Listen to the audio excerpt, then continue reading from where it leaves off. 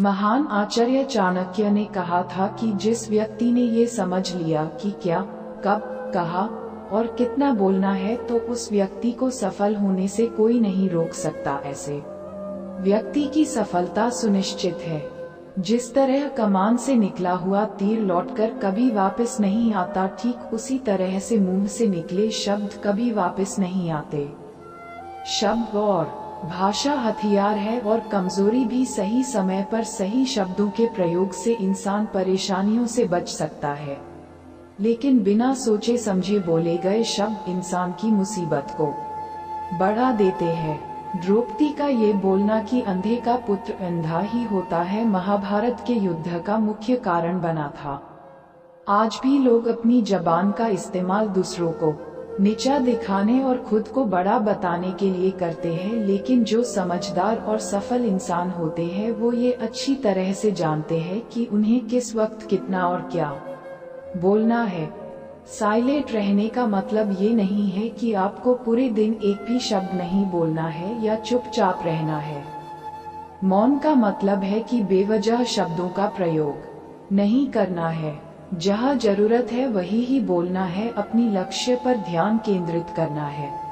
आज मैं आपको चुप रहने के 7 ऐसे फायदे बताऊंगा जिन्हें जानने के बाद आप आज से ही नहीं बल्कि अभी से उतना ही बोलोगे जितनी आपको जरूरत होगी। 1. मौन लोगों का ध्यान खींचती है। महान आचार्य चाणक्य अपनी चाणक्य नीति में बताते है कि उन्होंने अपने हजारों शत्रुओं को अपनी खामोशी से परास्त किया था। वो खामोश रखकर अपने शत्रुओं को विचारों में उलझाए रखते थे और सही समय आने पर वह अपने दुश्मनों को ईंट का जवाब पत्थर से देते थे। साइलेंट यानी चुप्पी किस तरह लोगों के अटेंशन को ग्रैब करती है, ये बात आप इस उदाहरण से समझ सकते हो कि जब क्लासरूम में टीचर किसी विषय पर बात करते हैं तो स्टूडेंट्स उनके बात को बिल्कुल ध्यान से सुनते हैं, लेकिन जब अचानक टीचर या स्पीकर बोलना बंद कर देते हैं तो सभी लोग आश्चर्य में पड़ जाते हैं। अरे क्या हो गया भाई, कम्युनिकेशन बंद क्यों हो गई? मैं जब स्कूल में था तब अक्सर ऐसा होता था और आपके साथ भी ऐसा हुआ होगा। ठीक यही फॉर्मूला हमारे दैनिक जीवन में भी लागू होता है। जब आप अपने काम से काम रखते हो, दूसरों के मामले में दखल नहीं देते हो, जरूरत हो तभी बोलते हो, तो लोगों का ध्यान आपके ऊपर जाता है। और अगर आप कम बोलते हो, जरूरत हो तभी बोलते हो, तो लोग आपकी बातों को ज्यादा महत्व देंगे। लोग आपकी बात को उन लोगों की तुलना में ज्यादा प्रेफरेंस देंगे, ज्यादा याद रखेंगे जो लोग बिना जरूरत के बकबक करते रहते हैं। 2. मौन बातचीत में मदद करता है।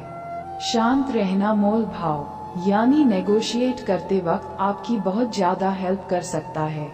बातचीत के दौरान जब आप अचानक चुप हो जाते हो और सामने वाले इंसान को जवाब नहीं देते हो, तो ये खामोशी उस दूसरे इंसान को ये सोचने पर मजबूर कर देती है कि आखिर आप क्या सोच रहे हैं।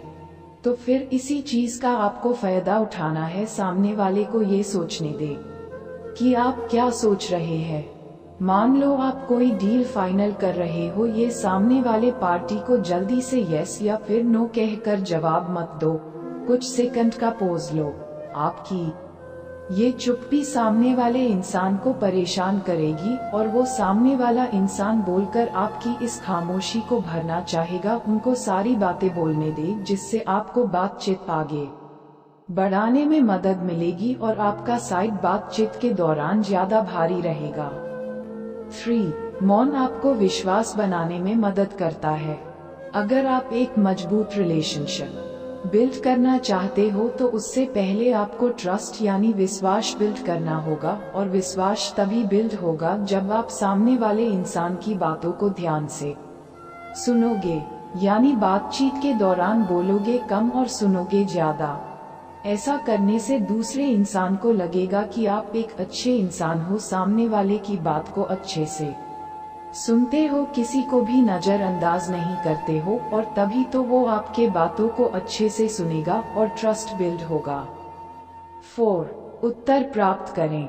आपने ऐसे कई सारे लोगों को देखा होगा जो कोई प्रश्न पूछने के बाद रुकते ही नहीं है, अपनी बक बक चालू रखते हैं या फिर दूसरे को बोलने का मौका ही नहीं देते। अगर आप भी ऐसा करते तो आपको दूसरे इंसान के पर्सपेक्टिव को जानने का मौका ही नहीं मिलेगा। लोग आपके प्रश्नों का जवाब ही नहीं देंगे।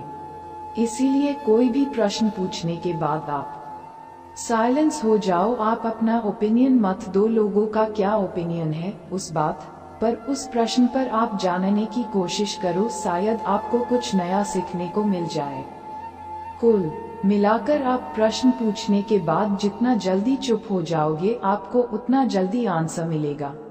स्वामी विवेकानंद जी, जो अपनी बुद्धिमत्ता और विजडम के कारण पूरी दुनिया में जाने जाते हैं, उनमें भी ये क्वालिटी देखने को मिलती है। वे भी अपने गुरु रामकृष्ण जी से जब भी कोई प्रश्न पूछते थे तो अपना ओपिनियन तो बाद में देते थे, लेकिन पहले प्रश्न पूछने के तुरंत बाद चुप हो जाते थे, ताकि उनके गुरुदेव की क्या राय है उस प्रश्न को लेकर, उस बात को लेकर ये जान सके।